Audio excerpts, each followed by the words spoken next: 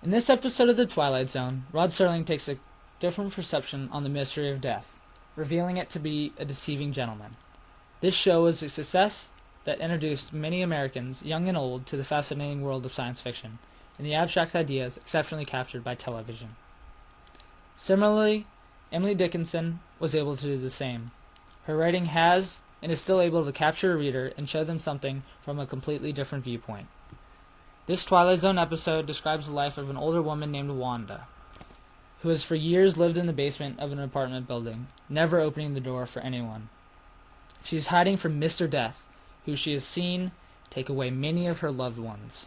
A young policeman, Harold, is shot right outside her door. He begs for her to come out and call for an ambulance. She finally decides to bring him in. She dresses his wound and nurses him back to health.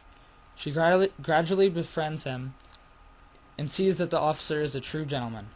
After telling Death all of her fears, he discloses that he himself is Death. Shockingly, she realizes that he isn't that bad. Their conversation concludes with her being more comfortable with death.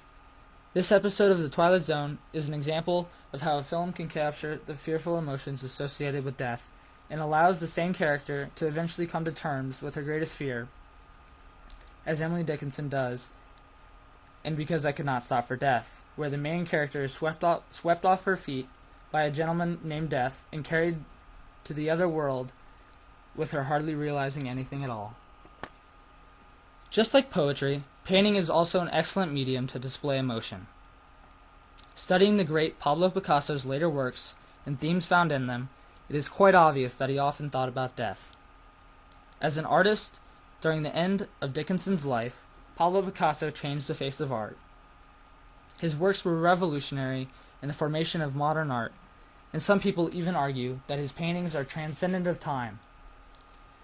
His self-portrait facing death was finished on June 30th, 1972, and is a modern painting illustrating the several emotions Pablo Picasso associated with death. Similar to how this painting displays a wide range of emotions, Emily Dickinson attempted to do the same in her poetry.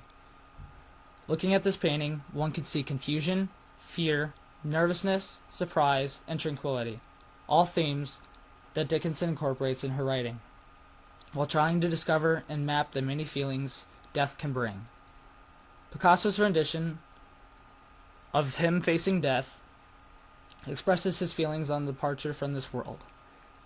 And through his works, and Dickinson's and Serling's, we see that great artists can truly express the hardest feeling in the world, which is, as we know, death.